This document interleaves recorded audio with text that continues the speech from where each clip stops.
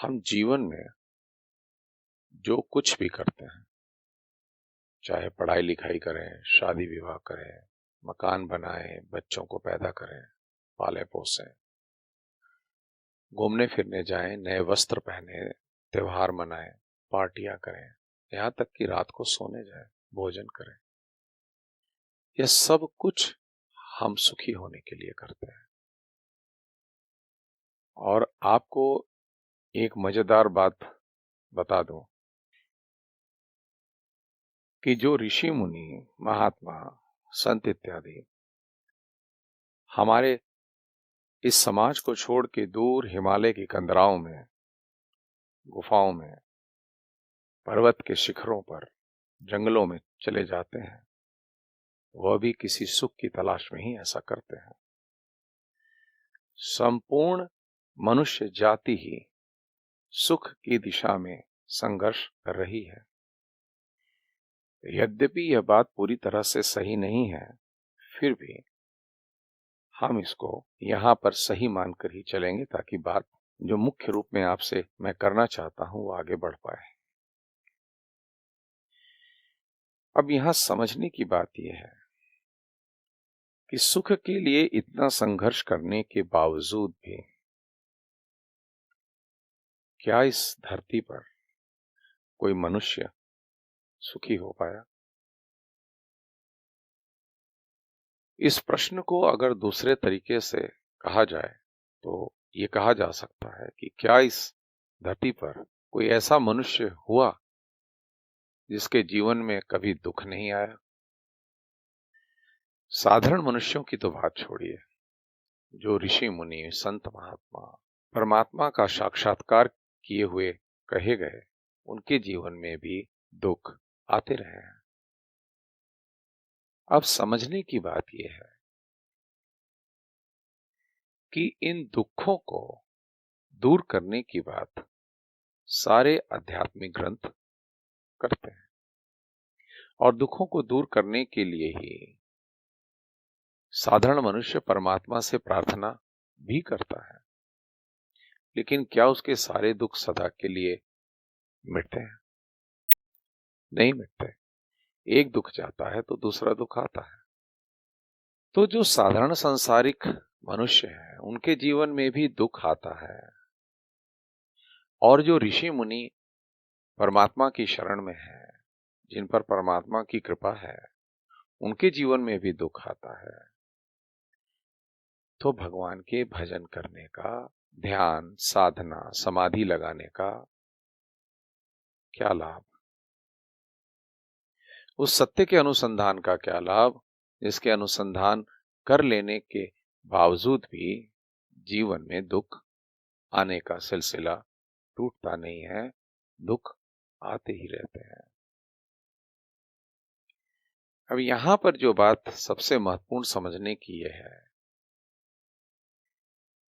कि जीवन में दुख आना एक बात है और उस दुख से दुखी होना दूसरी बात है। आप ऐसा न समझिएगा कि जीवन में दुख आने पर, दुख का एहसास होने पर दुखी होना लाजमी है, जरूरी है, ऐसा होता ही है। नहीं, ऐसा नहीं होता। आम सांसारिक मनुष्यों के जीवन में दुख आते हैं और वह दुखी होता है, लेकिन जो संत महात्मा होते हैं, ऋषि मुनि होते हैं, जो परमात्मा के कृपा पात्र होते हैं, उनके जीवन में यद्यपि दुख आता है लेकिन वह दुखी नहीं होते। अब इन दोनों के भेद को हम समझने की कोशिश करेंगे। साधारण मनुष्य के जीवन में जब दुख आता है तो वह उस दुख से अपने होनेपन को जोड़ कर देखता है। दुख का होना उसका होना है, दुख का होना अलग और दुख को जानने वाले का होना अलग। ये दोनों स्थितियां अलग अलग नहीं रह पाती हैं। साधारण मनुष्य के लिए ये दोनों स्थितियां एक हो जाती हैं। या यूं समझिए कि जिनके लिए दोनों स्थितियां एक हो जाती हैं, वो मनुष्यों में साधारण मनुष्य हैं। हो सकते हैं कि वो डॉक्टर हो, इंजीनियर हो, कलेक्टर हो, सफल व्यापारी हो, अरबपति हो, लेकिन अगर वह अपने जीवन में दुख आने पर दुखी होते हैं तो समझ लीजिए कि वह साधारण मनुष्य की कोटि में है। वह जन्मने और मरने के सिलसिले में झूलने वाले लोग हैं। उनको जन्म और मरण का झूला झूलना ही पड़ेगा। आप इसे यूं समझिए, जब किसी के पास आम होता है और वो उस आम को बेचने निकलता है तो हम उसे आम वाला कहते हैं। कोई कूड़ा लेने के लिए घर घर घूमता है तो हम उसे कूड़ा वाला कहते हैं। जबकि वही आम वाला, कूड़े वाला, जब आम और कूड़े से रहित होकर आपसे मिलने आएगा या किसी और प्रदेश में चला जाएगा तो उसे कोई आम वाला नहीं कहेगा, जबकि आम उसके घर पर अभी भी रखे हुए हैं बेचने के लिए। आप आम वाले को आम से जोड़ कर देखते हो, इसलिए उसे आम वाला कहते हो, जबकि आम अलग है, आम वाला अलग है। ऐसे ही जब जीवन में दुख आते हैं तो हम दुखों से अपने को जोड़कर दुख वाला हो जाते हैं, इसीलिए हम दुखी हो जाते हैं। जैसे आम वाले के लिए आम अलग है लेकिन आम वाला अलग है, हमारे लिए अलग नहीं है। हमारे लिए आम वाला आएगा तो आम आएगा, लेकिन खुद आम वाले के लिए आम का आना उसके आने से हमेशा संबंधित नहीं है। ऐसा भी हो सकता है कि कभी वह आम वाला कहीं जाए और आम ना ले जाए, वह आम से स्वतंत्र है, अलग है।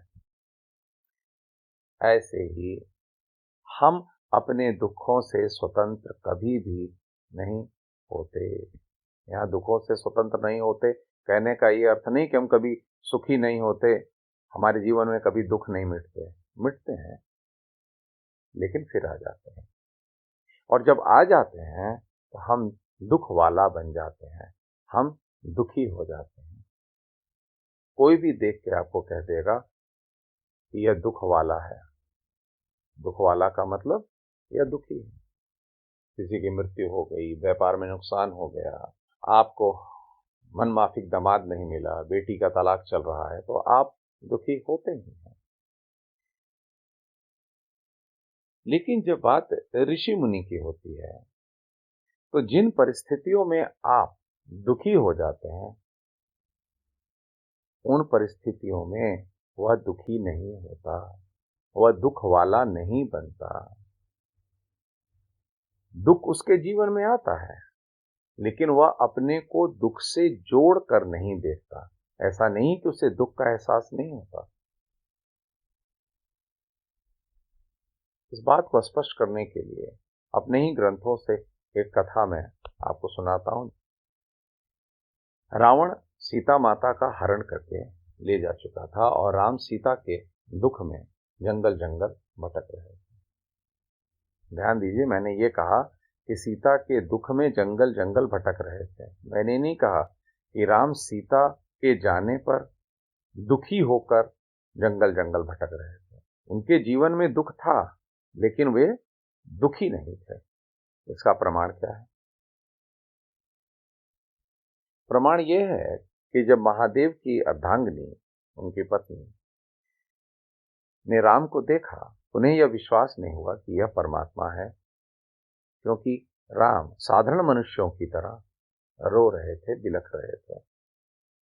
मां सती ने उनकी परीक्षा लेने का निर्णय लिया और सीता का ही रूप बनाकर राम के आगे यह सोचकर चली गई कि अगर ये वास्तव में भगवान होंगे तो ये पहचान लेंगे कि मैं वास्तव में कौन हूं, और नहीं तो ये मुझे सीता के रूप में देखकर खुश हो जाएंगे।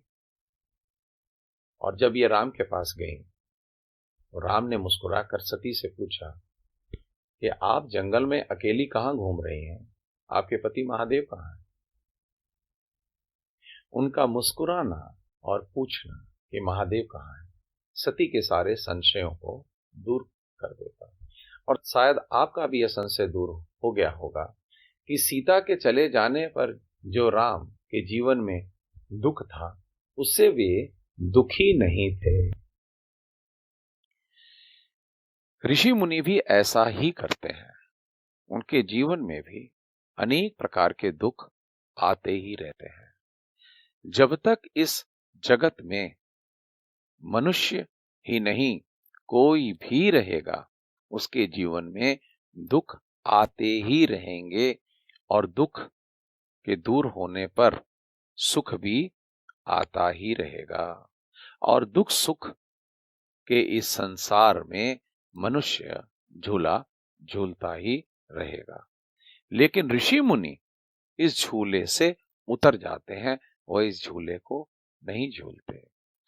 इसीलिए जो महात्मा होते हैं वह दुख आने पर दुखी नहीं होते, सुख आने पर सुखी नहीं होते। उनके लिए दुख सुख अलग खड़ा रहता है और वे अलग खड़े रहते हैं, पहली बात। दूसरी बात, इन असाधारण मनुष्यों के लिए सुख दुख का ही एक रूप है और दुख सुख का ही दूसरा रूप है। दोनों एक सिक्के के ही दो पहलू हैं। इसको ठीक ऐसे समझिए कि जब आप कोई संगीत सुनते हैं तो आपको उसमें एक मधुरता का सुख मिलता है, लेकिन जब आप कुत्ते के भौंकने को बड़ी देर तक सुनते हैं तो उसमें कर्कश ध्वनि का आपको दुख मिलता है। लेकिन महात्मा इस प्रकार के सुख और दुख को अनुभव करने के बावजूद भी सुखी और दुखी इसलिए नहीं होता क्योंकि वह संगीत और कुत्ते के भौंकने में वह सिर्फ देखता है कि दोनों ही ध्वनि मात्र है। संगीत भी एक प्रकार की ध्वनि है, कुत्ते का भौंकना भी एक ध्वनि है। वह ध्वनि का वर्गीकरण नहीं करता, उसको क्लासिफाई नहीं करता कि इसको संगीत कहें या इसको कुत्ते का भौंकना कहें। वो समझता है कि यह संगीत है, वह समझता है कि कुत्ते का भौंकना है, लेकिन वह उसको इस तरह से ग्रहण नहीं करता। वह ग्रहण करता है उसको ध्वनि के रूप में। और ध्वनि न अच्छी होती है न बुरी होती है। किसी को लाल रंग अच्छा लगता है, किसी को हरा रंग अच्छा लगता है, लेकिन जो दोनों को एक रंग ही की तरह देख पाता है, उसके लिए न कुछ अच्छा होता है न बुरा होता है। बस इतनी सी ही समझ आ जाने पर व्यक्ति साधारण मनुष्य से असाधारण हो जाता है। असाधारण इस मामले में हो जाता है कि वह दुख और सुख जिस मन में अनुभूत होता है उससे परे हटकर वह उस चेतन में प्रतिष्ठित हो जाता है, जिसकी वजह से मन भी अपनी सत्ता अनेक प्रकार से बना पाता है। जब आप गहरी निद्रा में सो जाते हैं तब आपके मन को सुख और दुख का एहसास कहां होता है, जबकि चेतन उस वक्त भी आप के साथ रहता है। ये कहना ठीक नहीं होगा कि चेतन आपके साथ रहता है, बल्कि आप खुद चेतन रूप में वहां रहते हैं। लेकिन चेतन का प्रकाश जब मन को नहीं मिलता सुषुप्ति के समय, तो मन में सुख दुख का अनुभव नहीं होता। तो सुख दुख का अनुभव मन को हो जाता है, और जब तक आप मन बने रहेंगे तब तक आप सुखी और दुखी होते रहेंगे। तो ये ऋषि मुनि हिमालय की कंदराओं एकांत में और जंगलों में क्यों जाते हैं? मन से अपना पीछा छुड़ाने के लिए, क्योंकि मन सुख दुख के पलड़े में झूलना नहीं छोड़ेगा, बल्कि जब तक सुख और दुख है तब तक मन है। और मन से परे जाने का उपाय जो करते हैं वही सुख दुख से परे जा पाते हैं।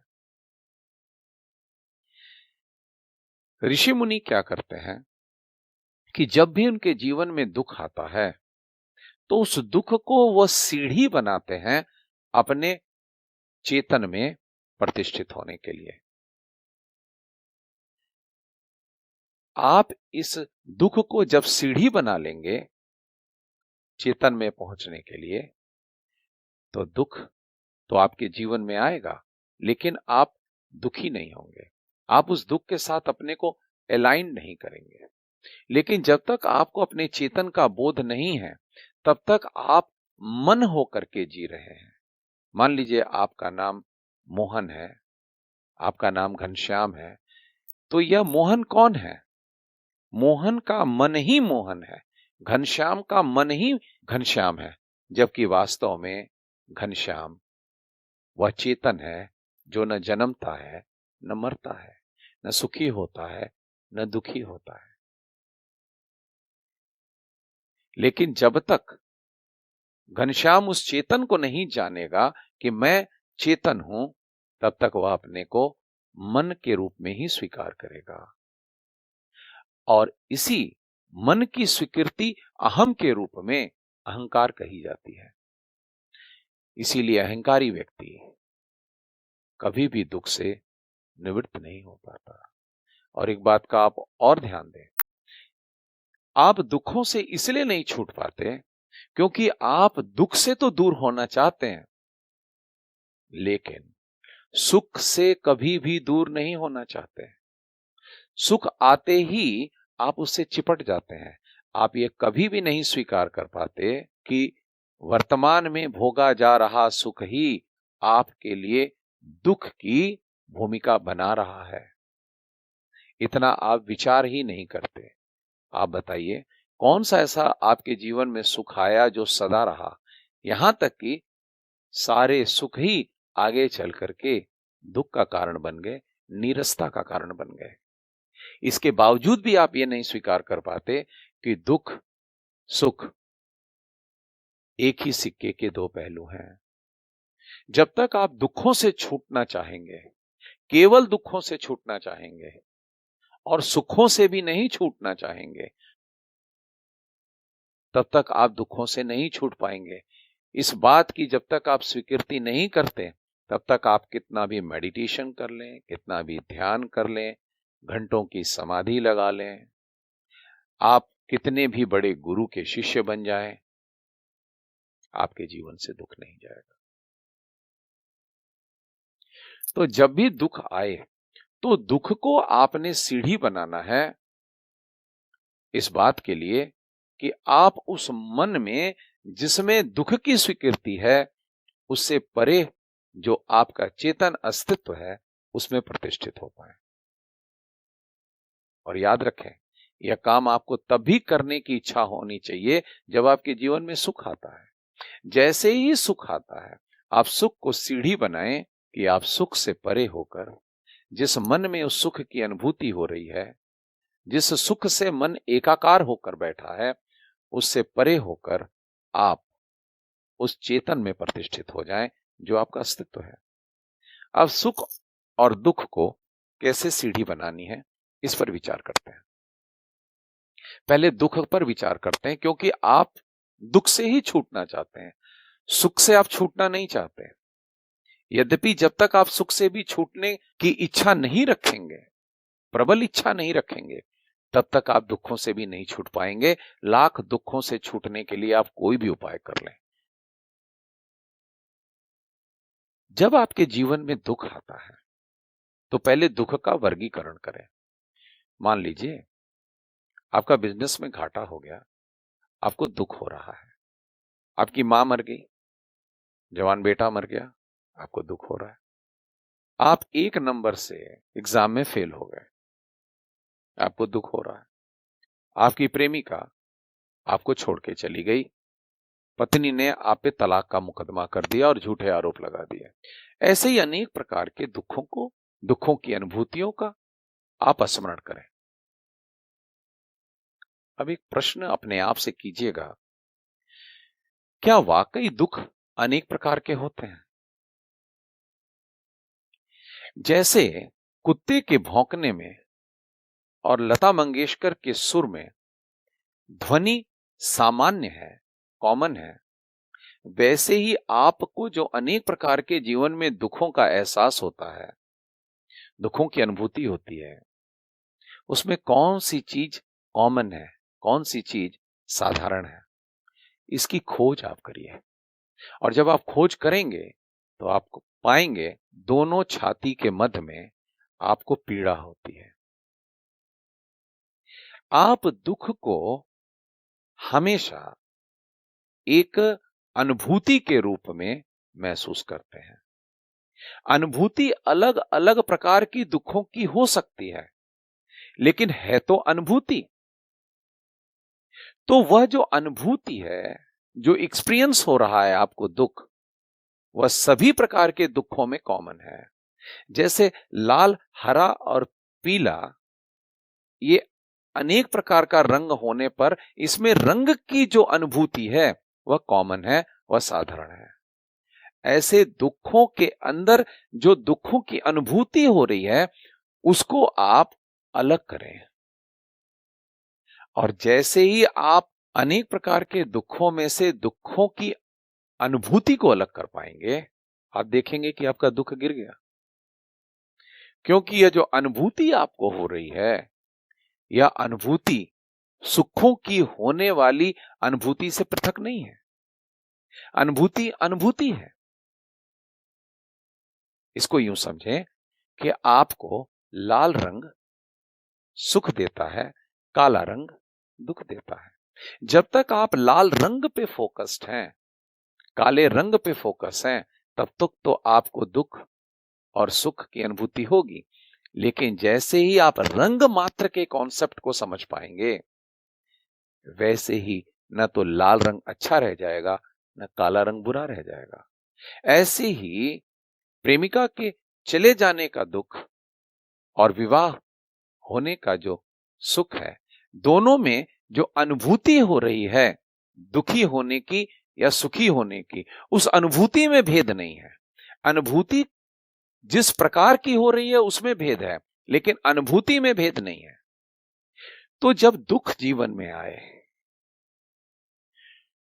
तो दुख जिस विषय से हो रहा है उस विषय को हटा दें, और जो दुख की अनुभूति हो रही है उस अनुभूति को ग्रहण करने की कोशिश करें। और आप देखेंगे तत्क्षण जो दुख है उससे आप अलग हो जाएंगे।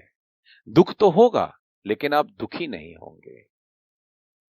ऐसा नहीं है कि उस वक्त आप दुख को समझेंगे नहीं, दुख को समझेंगे, उसको दुख को दूर करने के उपाय भी खोज पाएंगे, बल्कि बेहतर उपाय खोज पाएंगे, लेकिन आप उससे दुखी नहीं होंगे। चूंकि आप दुख से दुखी नहीं है, इसलिए बेहतर उपाय भी आप खोज पाएंगे।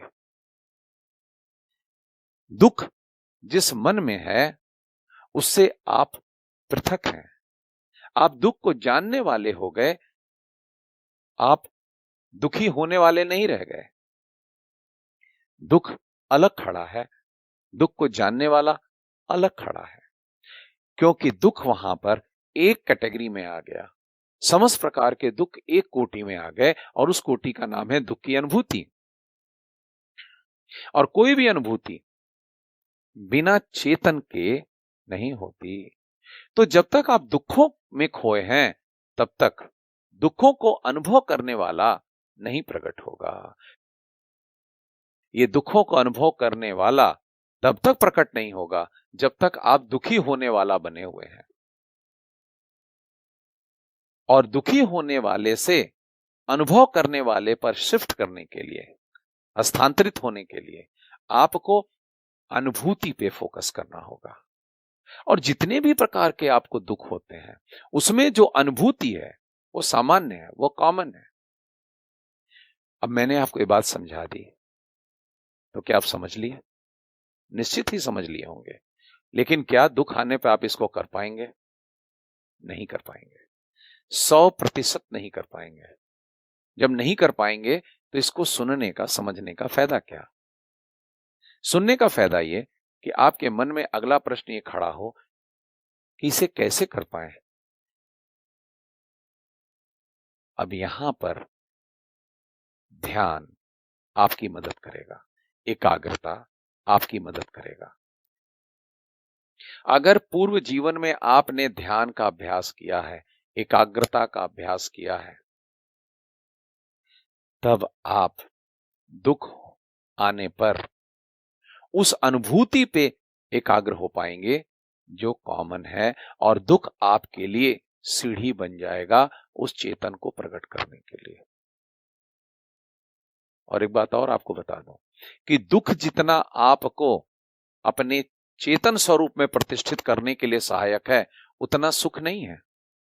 क्योंकि दुख आप चाहते नहीं है, इसलिए दुख से दूर होने के लिए आप प्रयास करेंगे, लेकिन सुख आप चाहते हैं, इसलिए सुख में आप गुमराह हो जाते हैं। हो जाइए सुख में गुमराह, सुख का आनंद लीजिए, लेकिन जब दुख आता है तब दुख को सीढ़ी बनाइए अपने चेतन स्वरूप में प्रतिष्ठित होने के लिए। इस तरह से चित्त भी आपकी, पट भी आपकी। जब सुख आए तो सुख का आनंद लीजिए, और जब दुख आए तो चेतन स्वरूप का आनंद लीजिए, क्योंकि आपका चेतन आनंद स्वरूप है। और एक बात समझ लें, सुख और आनंद में एक अंतर है। सुख आता और जाता है, लेकिन जो चेतन आनंद स्वरूप है वो आता जाता नहीं है, वो बदलता नहीं है। सुख अनेक प्रकार के अनुभूत होते हैं, आनंद की अनुभूति अनेक प्रकार की नहीं होती। अगर आपने ध्यान का अभ्यास किया है तो आप इस ध्यान का उपयोग, इस ध्यान का प्रयोग तब करेंगे जब आपके जीवन में दुख आएगा। जब भी दुख आए ध्यान में बैठ जाएं, और जिसने दुख दिया है उस पर एकाग्र ना हो। जिस प्रकार का आपको दुख से कष्ट हो रहा है उस पर एकाग्र ना हो।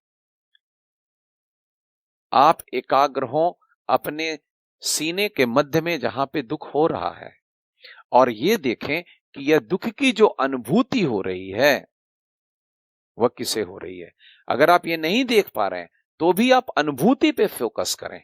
सारे दुखों में जो कॉमन फैक्टर है उस पर आप एकाग्र हो जाएं, तो अपने आप चेतन प्रकट हो जाएगा। या फिर चेतन प्रकट आप कभी किए होंगे या चेतन की अनुभूति हुई होगी, तो आप दुखों में जो कॉमन अनुभूति है उस पर एकाग्र हो पाएंगे। और जितना देर तक आप एकाग्र रहेंगे उतने देर तक आप चेतन अपने अस्तित्व से संबंधित रहेंगे। संबंधित नहीं रहेंगे, आप चेतन होकर रहेंगे। और चेतन चूंकि आनंद स्वरूप है, यह आनंद आपको दुख से लड़ने की एक शक्ति देगा। थोड़े ही देर के इस प्रकार के चेतन में आपका प्रतिष्ठित होना दुख के प्रभाव को कम कर देगा, दुख के कारण को कम नहीं करेगा। दुख का कारण वैसे ही पड़ा हुआ है, दुखों को दूर करने के उपाय आपको फिर भी सोचने पड़ेंगे, लेकिन बिना दुखी हुए ये आप काम कर पाएंगे। आप दुख को समझेंगे लेकिन दुखी नहीं होंगे। ठीक वैसे ही जैसे हमारे मित्र के जीवन में जब कोई दुख आता है तो हम उस तरह से दुखी नहीं होते जैसे हमारा मित्र दुखी है। हम उसके दुख को दूर करने के उपाय भी करते हैं बिना दुखी हुए। लेकिन जब आप अपने प्रति यही कर पाए तब आप समझें कि आप भी ऋषि हो गए, मुनि हो गए, महात्मा हो गए, साधारण मनुष्य से असाधारण हो गए। जब कोई व्यक्ति परमात्मा से प्रार्थना करता है अपने दुख के समय में, तो परमात्मा उसके दुख के कारण को दूर कर सकते हैं, लेकिन उसकी इस अज्ञानता को वो भी दूर नहीं कर सकते जो अज्ञानता उसको यह समझने नहीं देती कि दुख अलग है और जो दुख को जान रहा है वो अलग है। दुख के साथ दुखी होना अज्ञानता का परिणाम है, एक नासमझी, एक बेवकूफी का परिणाम है। दुख जीवन में है तो आप दुखी तभी होंगे जब आप उस दुखी हुए मन के साथ अपने को जोड़ लेंगे, जबकि आप मन नहीं है, आप चेतन है। यह ज्ञान आपको परमात्मा भी अगर देना चाहेगा तो उसे गुरु बनकर आना पड़ेगा आपको ज्ञान देने के लिए। गुरु ही ये ज्ञान देते हैं और इस ज्ञान को कैसे धारण करें इसके लिए वह साधना भी बताते हैं। परमात्मा बाह्य जगत में जो कारण है दुख का उसको दूर कर सकता है। आपका मान लीजिए बेटा मर गया और आप दुखी हैं, तो आपके बेटे को जिंदा कर देगा, आपका दुख दूर हो गया। कल पता चला आपकी टांग टूट गई, फिर वो टांग ठीक कर देगा, लेकिन दुखों का सिलसिला टूटेगा नहीं, क्योंकि बेवकूफी जिस बुद्धि में बैठी है वह बुद्धि तो वही है जो अज्ञानता से अनुशासित हो रही है, गवर्न हो रही है। तो भगवान भी आपके दुखों को समूल नष्ट नहीं कर सकता। जो दुख ज्ञान से दूर होने वाला है वह ज्ञान से ही दूर होगा। आपको एक बड़ी मजेदार बात बताएं, अक्सर ये कहा जाता है कि you can educate a fool but can not make him wise.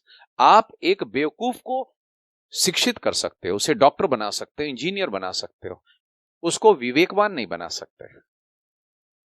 ऐसी एक पढ़े लिखे अत्यंत शिक्षित वर्ग है डॉक्टरों का। जब ये डॉक्टर्स अपने मेडिकल कॉलेज में पढ़ लिख करके चिकित्सा करना सीखते हैं तो इनके आचार्य, इनके प्रोफेसर्स इनको ये समझाते हैं कि जब कोई रोगी अपने रोग के दुख को लेके तुम्हारे पास आए तो तुमने रोगी को नहीं देखना है, रोगी के दुख को लेके इमोशनल नहीं होना है, तुम्हें रोग को देखना है। डॉक्टर का संबंध सिर्फ रोग से रहना चाहिए, रोगी से नहीं रहना चाहिए, क्योंकि तुम रोगी से अगर अपने को जोड़ लोगे तो रोगी के दुख से प्रभावित होकर तुम भी दुखी हो जाओगे, इमोशनल हो जाओगे और रोग की चिकित्सा ठीक से नहीं कर पाओगे। और एक बार अगर तुमने रोग को ठीक कर दिया तो रोगी अपने आप खुश हो जाएगा, रोगी अपने आप स्वस्थ हो जाएगा। लेकिन इन्हीं डॉक्टरों को जब यह समझाया जाता है कि जिस प्रकार तुम रोग को रोगी से अलग करके रोग पर फोकस करते हो, रोगी पर नहीं करते, वैसे ही तुम्हारे जीवन में जो दुख रूपी रोग आता है उस रोग पर फोकस ना हो करके जो उस दुख का जो अनुभव हो रहा है, उस अनुभव को जो चेतन ग्रहण कर रहा है, उस चेतन पर आप एकाग्र होइए, अपने दुख पर एकाग्र मत होइए। जैसे आप रोगी पर एकाग्र नहीं होते हैं, रोग पर एकाग्र होते हैं, वैसे अपने दुख पर एकाग्र मत होइए। जो दुखी जिस अज्ञानता के कारण हो रहा है उस पर एकाग्र होइए और अपने चेतन को धारण कीजिए। जैसे आप रोग को पकड़ते हैं, रोगी को नहीं, वैसे आप चेतन को पकड़िए, दुख को नहीं। और उसके पकड़ने की युक्ति यह है कि आपने समस्त दुखों के बीच में जो कॉमन फैक्टर है, जो अनुभव है, उसको आपने देखना है। तो वो पढ़ा लिखा डॉक्टर यहां पे ये काम नहीं कर पाता है।